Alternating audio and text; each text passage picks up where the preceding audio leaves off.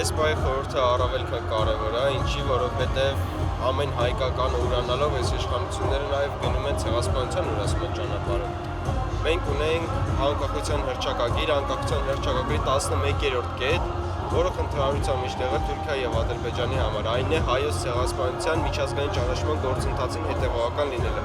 Դա ամրագրված է անկախության հռչակագրում։ Հիմա այս իշխանությունները երբ փորձում են անկախության հռչակագիրը հանել,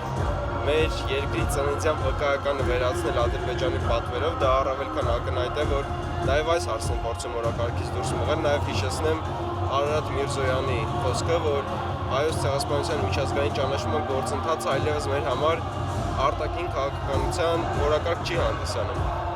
Սա ասել էր Արարատ Միրզոյանը եւ ուզում եմ մի բան էլ հիշեցնել, որ 2021 թվականի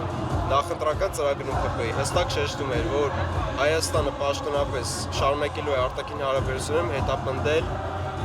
ցեղասպանության միջազգային ճանաչումը եւ դա լինելու է մեր արտաքին քաղաքականության առաջնահերթություն։ Եվ բնականաբար մյուս խոսքերի նման, խոստումների նման, այս խոստումը եւս վերացվեց, հիմա չեք տեսնի ցեղասպանության մասին այդպես խոսեն, արտաքին դերակատարների հանդիպման ժամանակ դրա մասին հիշեցնեն, ակնհայտ է, որ նրանք նաև այս ճանապարհով են գնում։